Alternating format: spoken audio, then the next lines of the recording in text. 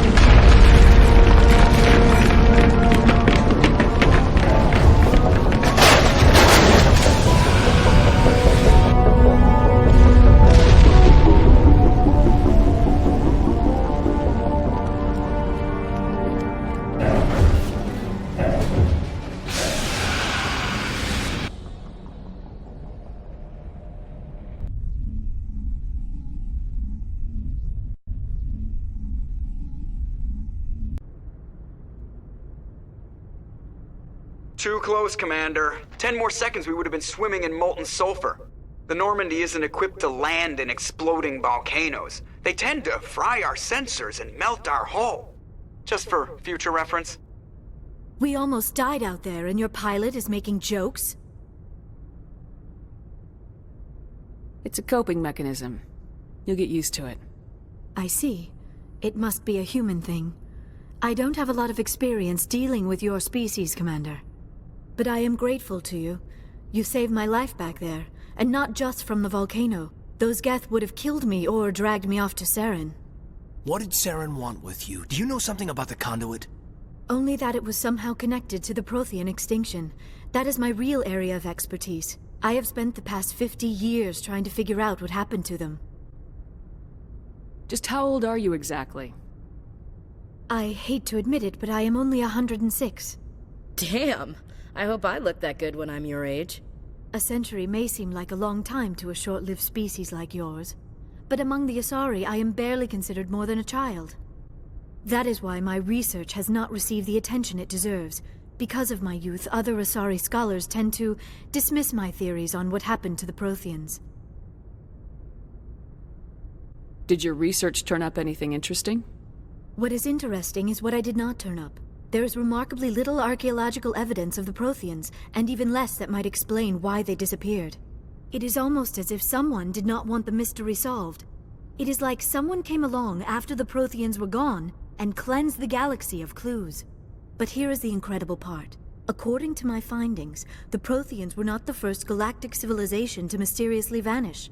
This cycle began long before them.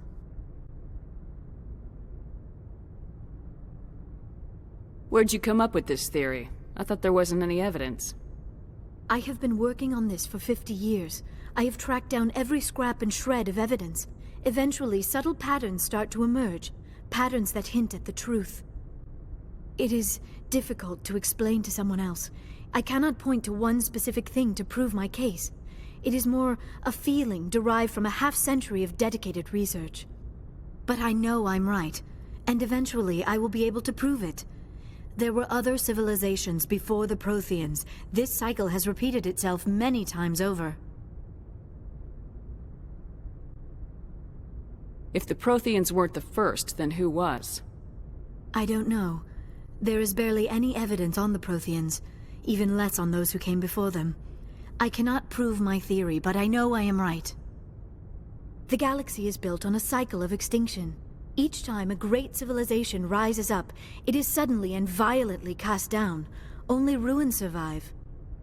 The Protheans rose up from a single world until their empire spanned the entire galaxy. Yet even they climbed to the top on the remains of those who came before. Their greatest achievements, the mass relays and the Citadel, are based on the technology of those who came before them. And then, like all the other forgotten civilizations throughout galactic history, the Protheans disappeared.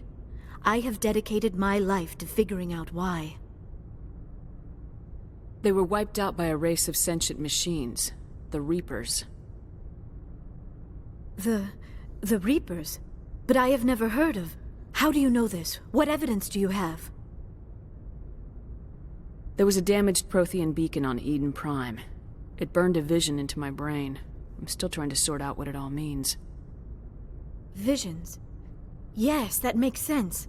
The beacons were designed to transmit information directly into the mind of the user. Finding one that still works is extremely rare. No wonder the Geth attacked Eden Prime. The chance to acquire a working beacon, even a badly damaged one, is worth almost any risk. But the beacons were only programmed to interact with Prothean physiology. Whatever information you received would have been confused, unclear. I am amazed you were able to make sense of it at all. A lesser mind would have been utterly destroyed by the process. You must be remarkably strong-willed, Commander. This isn't helping us find Saren, or the conduit. Of course, you are right. I am sorry, my scientific curiosity got the better of me. Unfortunately, I do not have any information that could help you find the conduit, or Saren. I don't know why Saren wanted you out of the picture, but I think we'll be a lot better off if we bring you along. Thank you, Commander. Saren might come after me again. I cannot think of anywhere safer than here on your ship. And my knowledge of the Protheans might be useful later on. And her biotics will come in handy when the fighting starts. Good to have you on the team, Liara. Thank you, Commander. I am very grateful.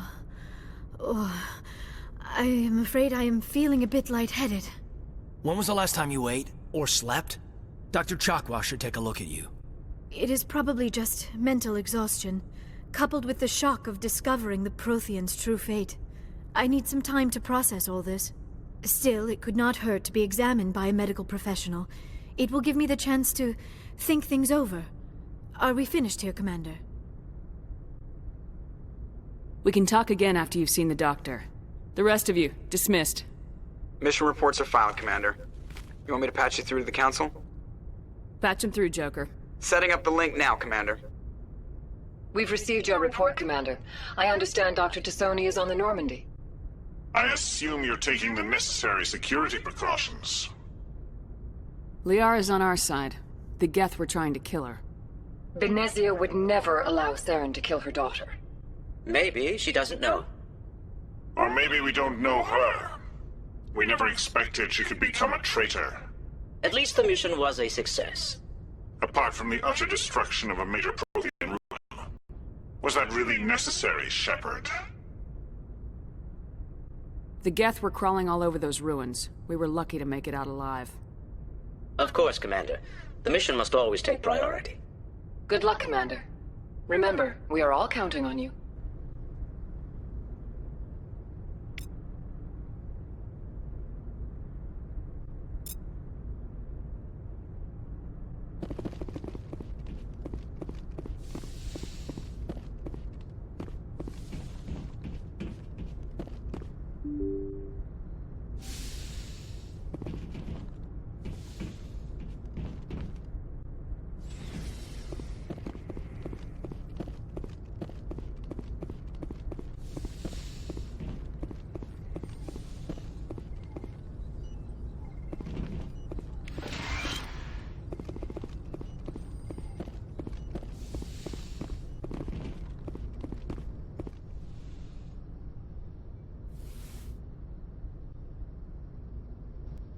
Commander, are you coming to check up on me?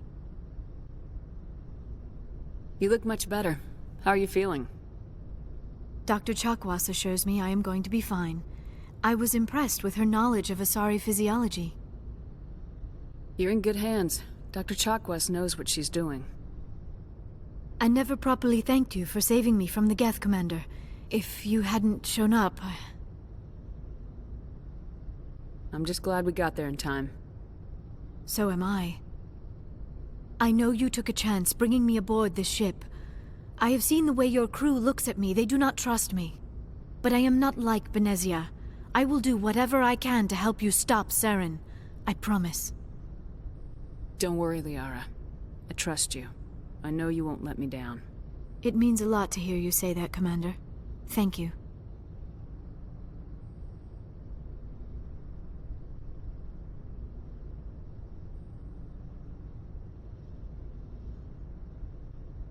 Do you know why Benezia joined up with Saren? I don't understand it.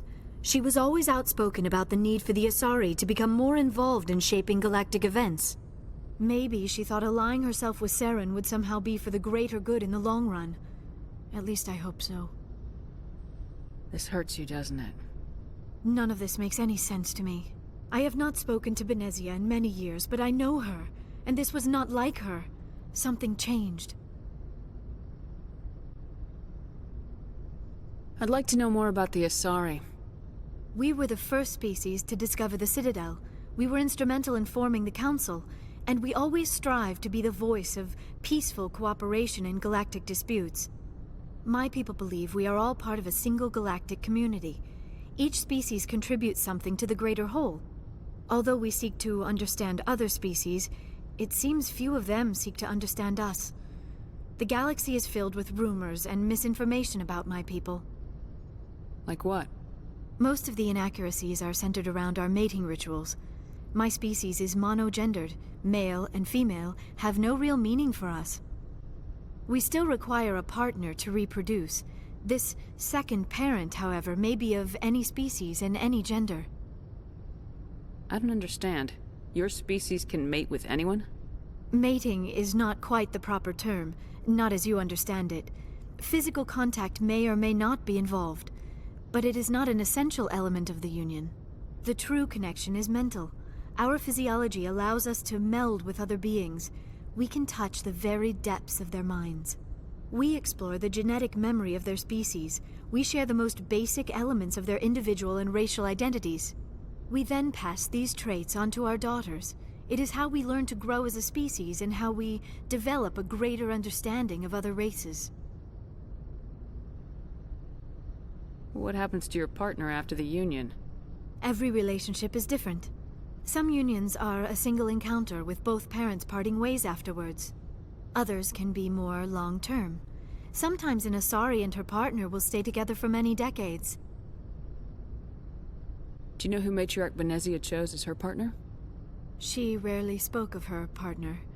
Though I know my father, if you want to use that term, was another Asari.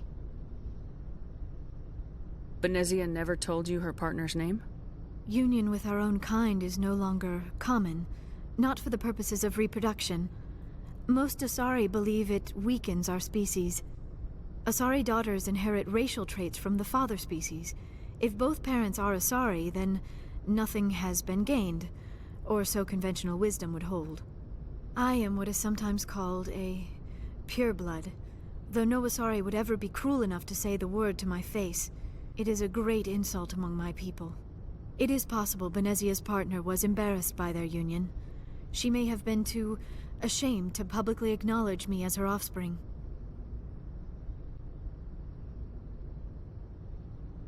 Maybe she wanted to meet you but couldn't. Something could have happened to her. Maybe she passed away. You might be right. I hope you are. But I have no way to know for sure. Benezia never spoke of her partner. Whatever happened, it caused her too much pain to dwell on it. She raised me by herself, though that is not uncommon. Many Asari raise their children alone, particularly if the father species is short-lived. Often the partner will pass on long before the child reaches maturity. You Asari lived for 1,000 years. What happens when your partner dies? Few sapient species live as long as my kind. We have learned to take a philosophical approach to our unions. We do not focus on the inevitable loss of our partners. Instead, we enjoy the time we spend with them. And even after they're gone, a part of them lives on in us. The union is a connection that transcends both time and space.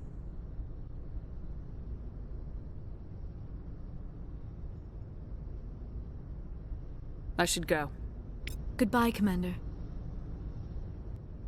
I get the feeling you want to ask me something, Commander. Tell me about yourself, Liara. Me? I am afraid I am not very interesting, Commander. I spend most of my time on remote digs, unearthing mundane items buried in long-forgotten Prothean ruins. You must enjoy something about it. I love my work. Seeking out history's lost secrets has a special appeal for me. You were actually touched by working Prothean technology. That is why I find you so fascinating, Commander. Sounds like you want to dissect me in a lab somewhere. What? No! I did not mean to insinuate. I never meant to offend you, Shepard. I only meant that you would be an interesting specimen for an in-depth study. No, that's even worse. Calm down, Liara. I was only joking. Joking? Oh, by the goddess, how could I be so dense? You must think I am a complete and utter fool. Now you know why I prefer to spend my time in the field with data disks and computers. I always seem to say something embarrassing around other people. Please, just pretend this conversation never happened. I should go. Goodbye, Shepard.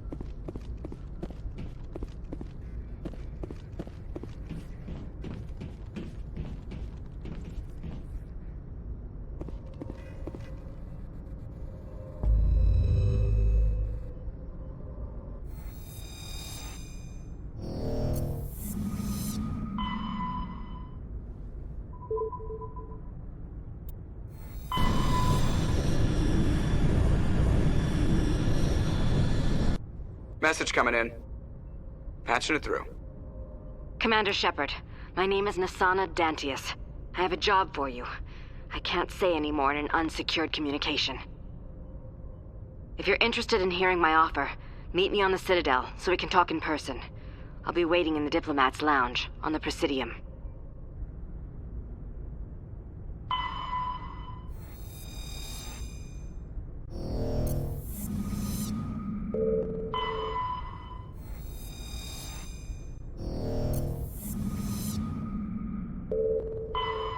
Commander, I'm picking up a signal from the planet's surface.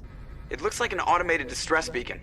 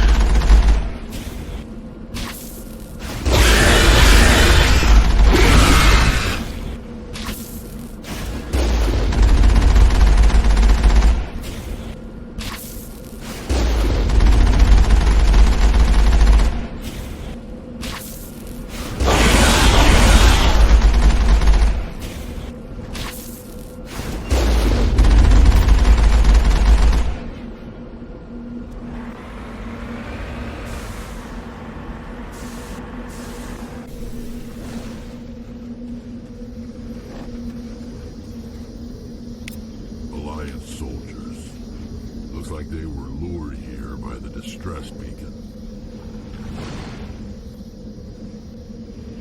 It appears these men were under the command of Admiral Kahoku. He will want to know what happened here.